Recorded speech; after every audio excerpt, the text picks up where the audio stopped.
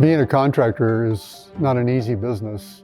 The fact that Andersen's 75 years this year is pretty amazing. A lot of contractors don't last very long. 75 years is really incredible because you have to have people, you have to have values, you have to have a vision, and you have to have the belief in that the arc, works in your favor. You make it with incredible people that you get to believe that what we're doing matters, that we start to transform communities, and they start to believe that what we're doing has an impact on not just, a paycheck, but on society as a whole. And so we get to build our piece of America. Andy, my dad, started the company in 1950. He was working for another contractor locally in Oregon, and they'd heard a crazy thing that was being done down in California where you pour the walls on the ground and then you tilt them up into place. Prior to that, everything in construction was board form. And so he was sent down to go look at this crazy new thing. And he came back all excited about it and said, we should be doing this. The guy who owned the company said, no way, that's full of risk. Andy said, well, if you're not going to do that, I'm going to do that. So he left, and that was the start of Andersen Construction Company. That spirit of imagination and innovation, I think is really core to who we are. We have constantly reinvented ourselves in terms of what we can do, how we can do it.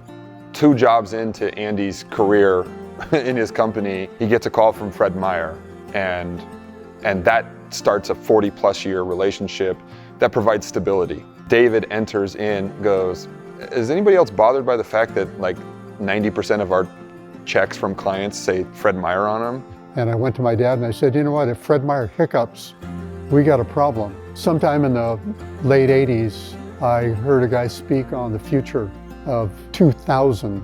What's this going to look like in our world, and how will different businesses be affected? So I raised my hand and I said, hey, I'm a contractor. If you were me, what would you be doing? And he said, if I were you, I'd be into healthcare, I'd be into housing. We weren't in any of those things. We were basically building Fred Meyer stores. So I came back and said, okay, this is what we're going to do. We're going to get into healthcare and housing. So we hired people that had that kind of experience, and we started knocking on doors of hospitals and saying, can we do some work for you? And that move to, we need to start looking at other things. We're 40 years into that effort to become a healthcare contractor of choice, a higher ed contractor of choice, a high-tech contractor of choice, a housing contractor of choice. When we're thinking about mass timber, we have to call Andersen because they're the experts in it. We came up with a vision statement for that, which was to be the builder of choice.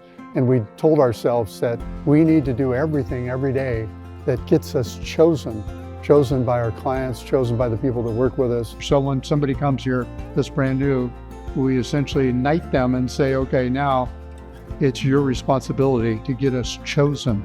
There is nothing magic. We are chosen by clients because they believe in our values, because every one of our people believes in our values. Because all of these people are moving in that direction. They're all working hard to get us chosen, which is taking us across the world now. And that's what I'm most proud about. Andersen is a client-first organization. So we're always looking, where are the clients going? What clients can we build relationships with? And that takes us into different project types. Andersen started in Oregon. In Portland, Oregon was the headquarters. And Oregon was where we did the bulk of our work. Andy started moving into Washington in the 50s. Seattle was the moment where the company shifted to truly a multi-regional office player. Opening those businesses transformed us as an organization and diversified us geographically. When I first came on, I think we were doing maybe $20 or $30 million in volume. And so when we finally got to 100 million, it was like, wow, we've really gotten someplace accomplished. And along the way, as we started moving away from tilt-up to other sorts of projects, each one that we got to start was something monumental. OHSU's Peter Kohler Pavilion was absolutely a transformative moment for the organization. At the time, we had never built a project in current dollars more than $100 million. And that was our first one. We did a complete redo of Team Little's headquarters, hundreds of millions of dollars worth of work over multiple years, keeping them on campus. And it was born out of changing doorknobs at Bank of America. Obviously, Kaiser Westside was huge. We were the dark horse. Like, nobody was betting on us but us. And that project was such an incredible effort, and our team doing what they were able to do. Now you look at the scope and scale of the projects that we take down. It seems crazy to go from we started as a remodel to now we're doing $1 billion healthcare project. We do love to celebrate the milestones and the achievements, and no matter how big or small the successes are, people like to know that we're winning. One thing we know for sure is that we're going to still be out there trying to be that builder of choice wherever we go. In 2014, we started the Andersen Company Foundation. The point of the foundation is to support first causes that our clients have, and so we're using our construction skills to do that. We've been able to expand our efforts in building schools and churches and community economic enterprise centers all over the world. Places we never dreamed we would go: Africa, Mexico, other parts of the United States. Which has had tremendous impact, not only on the communities in which we're serving, but our people and those that have gone along with it. It has become the heartbeat and soul of our organization. All of our offices are painted the values somewhere on the walls. They show up in multiple places. Obviously they're on the business, they're everywhere. One of our senior project managers was telling me a story about our values. He told me, he said, I have faced a challenge of conscience, and I stood in front of the values on the wall and asked myself the question that I was wrestling with. And I asked it as it related to each one of the values. And I got to one where my answer didn't fit the value. And I turned around and I walked back to my desk and I knew what I had to do.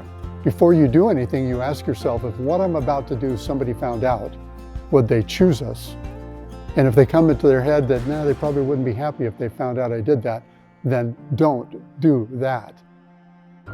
We look for unproductive moments. We look for times when people are just gathered at the water cooler or visiting at somebody's desk and telling stories, because that's how culture's developed. That's how we solve problems. The story of how we became an ESOP is, in 2012, I started thinking in terms of, well, what is the future gonna look like of this company? And how are we going to manage ourselves in that space as we transition from generation to generation?